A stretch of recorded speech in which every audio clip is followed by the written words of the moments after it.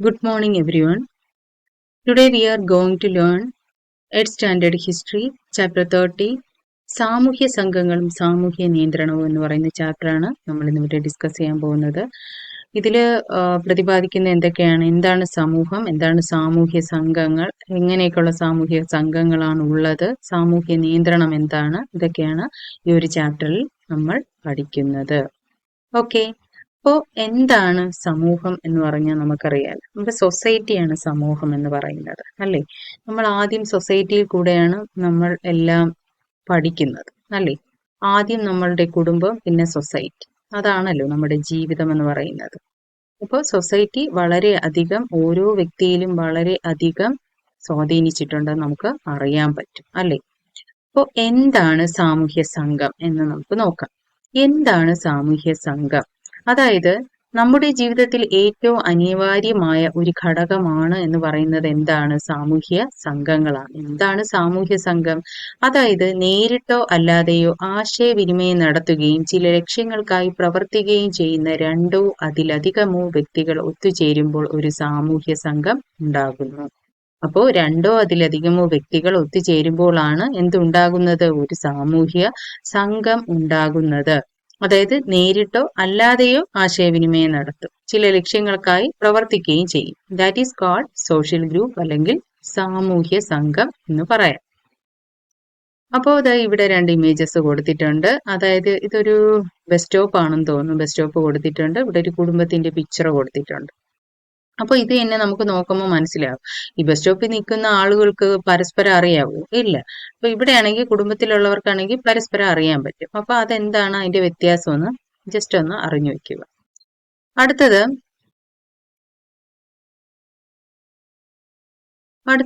നമ്മൾ പറഞ്ഞു, അതായത് ഈ കൂട്ടം, അതായത് ഒരു സ്ഥലത്ത് ഒരുപാട് ആളുകൾ സിനിമാ തിയേറ്ററിലും സ്റ്റേഡിയത്തിലൊക്കെ ഇങ്ങനെ ആളുകൾ കൂട്ടം കൂടി നിൽക്കും. അതിന് അറിയപ്പെടുന്ന പേരെന്താണ്? സാമൂഹിക സഞ്ചയം അല്ലെങ്കിൽ സോഷ്യൽ അഗ്രിഗേറ്റ് എന്ന് പറയുന്നു. പിന്നെയുള്ളത് അർദ്ധ സംഘങ്ങൾ അല്ലെങ്കിൽ കോസി ഗ്രൂപ്പ്സ് എന്നും ഇതിനെ അറിയപ്പെടുന്നു. എന്നാൽ കുടുംബം എന്ന് പറയുന്നത് എന്താണ്? ഒരു സാമൂഹ്യ സംഘമാണ് കുടുംബം. കുടുംബത്തിന്റെ സവിശേഷതകൾ എന്തൊക്കെയാണ്? അതായത് ചെറിയ സംഘം, അല്ലേ? അതായത് നമുക്കറിയാം ഒരു കുടുംബത്തിൽ എത്ര പേര്, ചില പണ്ടൊക്കെ ആയിരുന്നെങ്കിൽ കൂട്ടുകുടുംബമായിരുന്നു. ഇപ്പോഴൊക്കെ ആണെങ്കിൽ എങ്ങനെയാണ്? ന്യൂക്ലിയർ ഫാമിലി അല്ലേ? അപ്പോൾ അങ്ങനെയാണ്, ചെറിയ സംഘമായിരിക്കും അതിലുണ്ടാവുക. പരിചിതരായിരിക്കും, അല്ലെ? എല്ലാവരും പരിചയമുള്ളവരായിരിക്കും. ഉയർന്ന സംഘബോധം ഉണ്ടായിരിക്കും. പൊതുവായ ചില പ്രവർത്തന രീതികൾ ഉണ്ടായിരിക്കും. അംഗങ്ങളുടെ ആവശ്യങ്ങൾ പരസ്പരം അറിയുകയും അത് നിറവേറ്റുകയും ചെയ്യും. അതുപോലെ തന്നെ വ്യക്തിത്വത്തെ വളരെയധികം ഇത് സ്വാധീനിക്കുകയും ചെയ്യുന്നു. അത് കഴിഞ്ഞിട്ട് വ്യക്തികളുടെ പ്രാഥമികവും അല്ലാത്തതുമായ ആവശ്യങ്ങൾ നിറവേറ്റാൻ ഇതുപോലെ പല സാമൂഹിക സംഘങ്ങളുണ്ട്. അപ്പോൾ ഇതിൽ നോക്കി, ഇതിപ്പോ സ്കൂളാണ്, ഇതൊരു കുടുംബശ്രീ ആണെന്ന് തോന്നുന്നു. അങ്ങനെ രണ്ട് പിക്ചർ കൊടുത്തിട്ടുണ്ട്. അപ്പോൾ അത് കഴിഞ്ഞിട്ട് ഇതിലെന്താണ്, ഈ ക്ലബ്ബുകളും കുടുംബവും, അതായത് കുടുംബത്തിലാണെങ്കിൽ നമ്മൾ എന്ത് ചെയ്യുന്നു? കുടുംബത്തിലാണെങ്കിൽ നമുക്ക് കുട്ടികളെ വളർത്തൽ, അതുപോലെ പ്രാഥമിക ആവശ്യങ്ങൾ നിറവേറ്റൽ. ഇപ്പൊ ഒരു ക്ലബ്ബാണ് എടുക്കണമെങ്കിൽ കായിക താല്പര്യം വളർത്തൽ, മത്സരങ്ങൾ സംഘടിപ്പിക്കൽ, ഇതെല്ലാം ഏതിൽ വരും? ഒരു ക്ലബില് ഉണ്ടാവും, അല്ലേ? അപ്പൊ അടുത്തത് അത് കഴിഞ്ഞിട്ട് ഏത് വരാം? അതുപോലെ തന്നെ നമുക്ക് ഈ അംഗബലം, അംഗങ്ങളുടെ പരസ്പര ബന്ധം, പ്രവർത്തന മാർഗങ്ങൾ, നിർവഹണ ശ്രമങ്ങൾ തുടങ്ങിയവയെ അടിസ്ഥാനമാക്കി സാമൂഹ്യ സംഘങ്ങളെ തരംതിരിച്ചിട്ടുണ്ട്. അപ്പോൾ സാമൂഹ്യ സംഘങ്ങളെ രണ്ടായിട്ട് ഡിവൈഡ് ചെയ്തിട്ടുണ്ട്. ഒന്ന് പ്രൈമറി ഗ്രൂപ്പ് എന്നും ഒന്ന് സെക്കൻഡറി ഗ്രൂപ്പ് എന്നും. ഒന്ന് പ്രാഥമിക സംഘം, രണ്ട് ദ്വിതീയ സംഘം. എന്താണ് പ്രാഥമിക സംഘം എന്ന് നമുക്ക് നോക്കാം. അതായത് അടുത്ത ബന്ധം വെച്ചു പുലർത്തുന്നവരും മുഖാമുഖം ആശയവിനിമയം നടത്തുന്നവരും പരസ്പരം സഹകരിക്കുന്നവരുമായ മനുഷ്യരുടെ ഒരു ചെറു സംഘമാണ് പ്രാഥമിക സംഘം. ഇതൊക്കെ ജസ്റ്റ് വായിച്ചു വിട്ടാൽ മതി. ഇതിൽ നിന്ന് ചിലപ്പോൾ മിക്കവാറും ഒരു ക്വസ്റ്റ്യനൊക്കെ വന്ന് കണ്ടിട്ടുണ്ട്. അപ്പോൾ പ്രാഥമിക സംഘം എന്ന് പറയുമ്പോൾ അതിൽ തന്നെയുണ്ട് പോയിന്റ്, അല്ലേ? അതായത് അടുത്ത ബന്ധമായിരിക്കും, പക്ഷെ മുഖാമുഖം ആശയവിനിമയം നടത്തുന്നവരായിരിക്കും, പരസ്പരം സഹകരിക്കുന്നവരായിരിക്കും. അങ്ങനെയുള്ള ഒരു സംഘത്തെയാണ് എന്ത് പറയുന്നത്? പ്രാഥമിക സംഘം എന്ന് അറിയപ്പെടുന്നത്. അതിന്റെ സവിശേഷതകൾ എന്തൊക്കെയാണ്? അംഗങ്ങൾ പരസ്പരം അറിയുന്നവരായിരിക്കും, അംഗങ്ങൾക്കിടയിൽ ആത്മബന്ധമുണ്ടായിരിക്കും, അതുപോലെ തന്നെ നിരന്തരമായ ആശയവിനിമയം നടത്തുന്നവരായിരിക്കും, അംഗങ്ങളുടെ ക്ഷേമമാണ് പ്രധാന ലക്ഷ്യം, അംഗങ്ങൾ പരസ്പരം സഹകരിക്കുന്നു. ഇതൊക്കെയാണ് പ്രൈമറി ഗ്രൂപ്പിലുള്ള പോയിന്റ് എന്ന് പറയുന്നത്. അടുത്ത ദ്വിതീയ സംഘം, സെക്കൻഡറി ഗ്രൂപ്പ് എന്ന് പറയുന്നത് എന്താണ്? അതായത് അംഗങ്ങളുടെ പൊതുവായ ആവശ്യങ്ങൾ നിറവേറ്റുന്നതിനാണ് ദ്വിതീയ സംഘങ്ങൾ രൂപീകരിക്കുന്നത്. അതായത് വ്യക്തിപരമായ പ്രയോജനമാണ് ഈ സംഘങ്ങളിലെ അംഗത്വത്തിന്റെ അടിസ്ഥാന തത്വം എന്ന് പറയുന്നത്.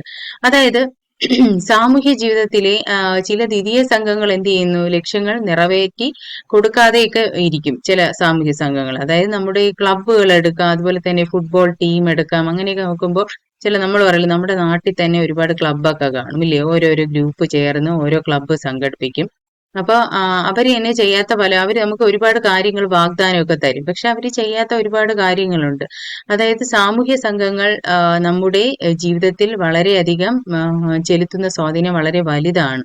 അതെന്തൊക്കെയാണെന്ന് നമുക്ക് നോക്കാം. അതായത് കൂട്ടായ്മയെ വളർത്തുന്നു, പെരുമാറ്റ ശീലങ്ങൾ പരിശീലിപ്പിക്കുന്നു, സഹവർത്തിത്വം വളർത്തുന്നു, സാമൂഹ്യ മൂല്യങ്ങൾ വളർത്തിയെടുക്കാൻ നമ്മളെ സഹായിക്കുന്നു, പരസ്പര സഹകരണം ഉറപ്പുവരുത്തുന്നു. ഇതൊക്കെയാണ് ഈ ഒരു സാമൂഹ്യ സംഘങ്ങളുടെ നമ്മൾ ചെലുത്തുന്ന സ്വാധീനം എന്ന് പറയുന്നത്. ഇതിൽ നിന്നൊക്കെയാണ് നമ്മൾ ഒരു സൊസൈറ്റി കൂടെയാണ് നമ്മൾ കൾച്ചർ പഠിക്കുന്നത് അല്ലേ.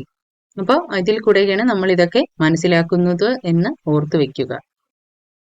അതുപോലെ തന്നെ സാമൂഹ്യ സമ്മർദ്ദങ്ങൾക്ക് നിയന്ത്രണത്തിന് വിധേയരായി പ്രകടിപ്പിക്കുന്ന പെരുമാറ്റ രീതികളും ശീലങ്ങളും ഉണ്ട്. അതുപോലെ തന്നെ ഇതൊന്നും ആവശ്യമില്ല. എന്താണ് സോഷ്യലൈസേഷൻ എന്ന് പറയുന്നത് എന്താണ്? അതായത് സോഷ്യൽ കൺട്രോൾ എന്ന് പറയുന്ന ഒരു സംഭവം ഇവിടെയുണ്ട്.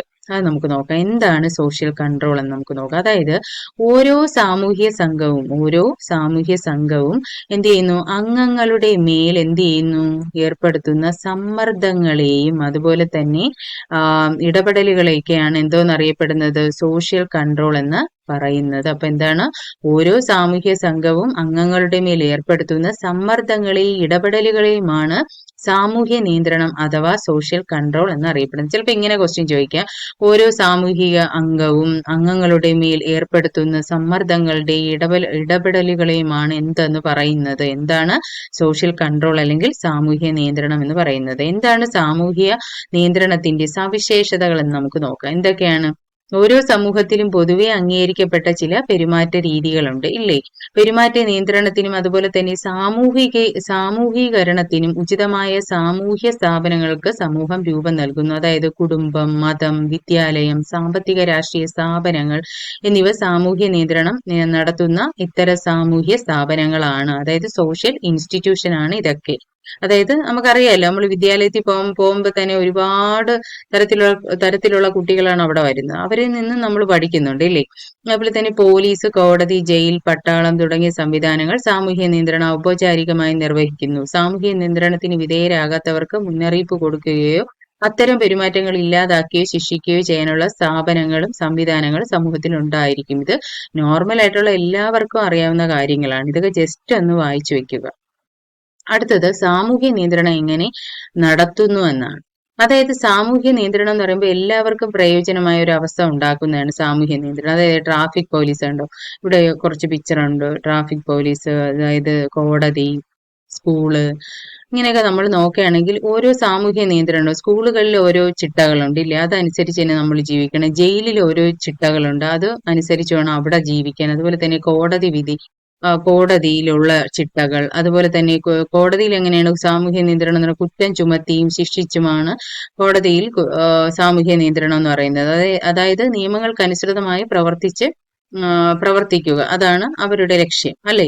അപ്പോൾ ഇതുപോലെ ഓരോ സ്ഥലങ്ങൾ നമ്മൾ എടുക്കുകയാണെങ്കിൽ അവിടെ എല്ലാം എന്തുണ്ട്, ഓരോ പ്രത്യേകതകളുണ്ട്. അവരുടെ ചിട്ടകൾ അനുസരിച്ച് ബാക്കിയുള്ളവർ ജീവിക്കണം. അതാണ് സാമൂഹ്യ നിയന്ത്രണം എന്ന് പറയുന്നത്.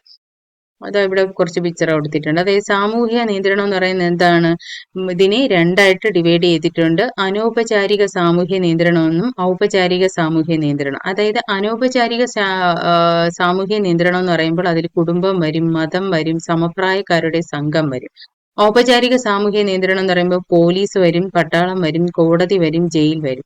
ഇതാണ് അനൗപചാരിക സാമൂഹ്യ നിയന്ത്രണവും ഔപചാരിക സാമൂഹ്യ നിയന്ത്രണം. അപ്പൊ സാമൂഹ്യ നിയന്ത്രണത്തെ രണ്ടായിട്ട് ഡിവൈഡ് ചെയ്തിട്ടുണ്ട്. അനൗപചാരികമെന്നും ഔപചാരികമെന്നും രണ്ടായിട്ട് ഡിവൈഡ് ചെയ്തിട്ടുണ്ട്. അപ്പോൾ അതിൽ എന്താണ് അനൗപചാരിക സാമൂഹ്യ നിയന്ത്രണം അഥവാ ഇൻഫോർമൽ സോഷ്യൽ കൺട്രോൾ എന്ന് പറയുന്നത് എന്താണ്? അതായത് നിയമമാക്കി രേഖപ്പെടുത്താത്ത സാമൂഹ്യ നിയന്ത്രണ മാർഗങ്ങളാണ് നിയമമാക്കി രേഖപ്പെടുത്തിയിട്ടില്ല. അങ്ങനെയുള്ളതാണ് ഏത് അനൗപചാരിക സാമൂഹ്യ നിയന്ത്രണം എന്ന് പറയുന്നത്. അതായത് ആചാരങ്ങൾ, നാട്ടുനടപ്പുകൾ, വിശ്വാസങ്ങൾ, പാരമ്പര്യങ്ങൾ തുടങ്ങിയവയെല്ലാം ഈ ഒരു അനൗപചാരിക സാമൂഹ്യ നിയന്ത്രണത്തിന്റെ മാർഗങ്ങളിലാണ് ഉൾപ്പെടുന്നത്. അതുപോലെ തന്നെ അത്തരക്കാരെന്ത് ചെയ്യും? ചില റൂളുകൾ ലംഘിക്കുമ്പോൾ എന്ത് ചെയ്യുന്നു? ഔപചാരിക ശിക്ഷ ലഭിക്കുന്നില്ല. അതുപോലെ അവർക്ക് പരിഹാസങ്ങൾ മാത്രം അല്ലെങ്കിൽ ഒറ്റപ്പെടുത്തോ അങ്ങനെയൊക്കെയാണ്. അതുപോലെ തന്നെ പ്രാഥമിക സാമൂഹ്യ സംഘങ്ങളായ കുടുംബം, മതം, സമപ്രായക്കാരുടെ സംഘം അതുപോലെ തന്നെ തുടങ്ങിയവയിലൂടെയാണ് പ്രധാനമായും അനൗപചാരിക സാമൂഹ്യ നിയന്ത്രണം നടത്തുന്നത്. അത് വായിച്ചു വെക്കുക. എന്താണ് ഔപചാരിക സാമൂഹ്യ നിയന്ത്രണം? അതായത് പോലീസ്, കോടതി, ജയിൽ എന്നീ സംവിധാനങ്ങൾ ഉപയോഗിച്ച് ഇത്തരം വ്യക്തികളെ എന്ത് ചെയ്യുന്നു? ഒരു നിയമം ലംഘിച്ചാൽ പോലീസ് ഉണ്ട്, കോടതിയുണ്ട്, ജയിലുണ്ട്. അവരൊക്കെ ഓരോ നിയമങ്ങൾ വെച്ചിട്ടുണ്ട്. അതനുസരിച്ച് നമ്മൾ ജീവിക്കണം. അപ്പൊ അതിന് പരിഷ്കൃത സമൂഹങ്ങൾ സാമൂഹ്യ നിയന്ത്രണത്തിന് ഇത്തരം മാർഗങ്ങളാണ് അവലംബിക്കുന്നത്. അപ്പൊ അതാണ് ഔപചാരികമായിട്ടുള്ള ആ ഒരു റൂൾ അനുസരിച്ച് ബാക്കിയുള്ളവർ ജീവിക്കുക. അത് അനുസരിച്ചില്ല എങ്കിൽ എന്ത് ചെയ്യും? അവർ കുറ്റം ചുമത്തും, ഇല്ലേ? ശിക്ഷ നടപ്പിലാക്കും. ഇതൊക്കെയാണ്. അപ്പൊ അതെല്ലാം നമ്മൾ പാലിക്കുക. That is called formal social control അല്ലെങ്കിൽ ഔപചാരിക സാമൂഹ്യ നിയന്ത്രണം എന്ന് പറയുന്നു. ഇതും ജസ്റ്റ് ഒന്ന് വായിച്ചു വെച്ചാൽ മതി. അതായത് സമൂഹത്തിലെ ഭൂരിപക്ഷം അംഗീകരിക്കുകയും പിന്തുടരുകയും ചെയ്യുന്ന മൂല്യങ്ങളും നാട്ടാചാരങ്ങളും സദാചാര വ്യവസ്ഥകളും നിയമങ്ങളിൽ ലംഘിക്കുന്ന പെരുമാറ്റത്തെ സാമൂഹ്യ വ്യതിയാനം എന്ന് പറയുന്നു. ഇപ്പൊ സാമൂഹ്യ വ്യതിയാനം എന്ന് പറയുന്നാൽ എന്താണ്? അതായത് പെരുമാറ്റ രീതികൾ പിന്തുടരില്ല. അതുപോലെ തന്നെ ഭൂരിപക്ഷം അംഗീകരിക്കുകയും പിന്തുടരുകയും ചെയ്യുന്ന മൂല്യങ്ങൾ, നാട്ടാചാരങ്ങൾ, സദാചാര വ്യവസ്ഥകൾ, നിയമങ്ങളിൽ ലംഘിക്കുന്ന പെരുമാറ്റത്തെ സാമൂഹ്യ വ്യതിയാനം എന്നാണ് അറിയപ്പെടുന്നത്. അതുപോലെ തന്നെ നമ്മുടെ സമൂഹത്തിന്റെ വൻതോതിൽ സാമൂഹ്യ വ്യതിയാനങ്ങൾ ഉണ്ടാകുമ്പോൾ സമൂഹത്തിന്റെ നിലനിൽപ്പിനെ ചോദ്യം ചെയ്യുന്ന വിധം സാമൂഹ്യ ശിഥിലീകരണം അല്ലെങ്കിൽ സോഷ്യൽ ഡിസോർഗനൈസേഷൻ ഉണ്ടാകുന്നു. അതും ജസ്റ്റ് ഒന്ന് വായിച്ചു വെക്കുക. അതുപോലെ തന്നെ ഗോത്രവർഗങ്ങളിലും പരമ്പരാഗത സമൂഹങ്ങളിലും സാമൂഹ്യ നിയന്ത്രണം അനൗപചാരിക മാർഗങ്ങളിലൂടെ ഫലവത്തായി നടത്തിയിരുന്നു എന്നാണ് അഭിപ്രായപ്പെടുന്നത്. അതുപോലെ തന്നെ ഔപചാരിക സംവിധാനങ്ങൾ നിലവിൽ വന്നു. ഭരണഘടന, നിയമസംഹിത, വിദ്യാഭ്യാസം, ഔദ്യോഗിക സ്ഥാപനങ്ങൾ തുടങ്ങിയവ സാമൂഹ്യ നിയന്ത്രണത്തിൽ ഒഴിച്ചുകൂടാനാവാത്ത ഘടകങ്ങളാണ്. ഏതൊക്കെയാണ്? ഭരണഘടന, നിയമസംഹിത, വിദ്യാഭ്യാസം, ഔദ്യോഗിക സ്ഥാപനങ്ങൾ. ഇതെല്ലാം ഒഴിച്ചുകൂടാൻ പറ്റാത്ത ഇതൊക്കെയാണ്, ഘടകങ്ങളാണ്. അതുപോലെ തന്നെ അനൗപചാരികവും ഔപചാരികവുമായ സാമൂഹ്യ നിയന്ത്രണ ഉപാധികളും സംവിധാനങ്ങളുമാണ് നമ്മുടെ നാട്ടിലും അതുപോലെ തന്നെ നമ്മുടെ ക്രമസമാധാന പാലനത്തിനും സ്വസ്ഥതയ്ക്കും സുരക്ഷിതത്തിനും നിലനിർത്താൻ സഹായിക്കുന്നത്. ഇത് കൂടാതെ തന്നെ സാമൂഹ്യ നിയന്ത്രണങ്ങൾക്ക് വിധേയരായി ജീവിക്കേണ്ടതിന്റെ ആവശ്യകതയും നമ്മൾ എന്ത് ചെയ്യണം? ബോധവൽക്കരിക്കണം. സമൂഹത്തെ ചിട്ടപ്പെടുത്തി നമ്മൾ സമൂഹത്തിന്റെ നിയന്ത്രണങ്ങൾക്കനുസരിച്ച് വിധേയരായി സമൂഹത്തിന്റെ നിയമങ്ങൾക്കനുസരിച്ച് നമ്മൾ എന്ത് ചെയ്യും? ജീവിക്കാൻ ശ്രമിക്കുകയും വേണം. അതാണ് ഈ ഒരു ചാപ്റ്ററിന്റെ മോറൽ എന്ന് പറയുന്നത്.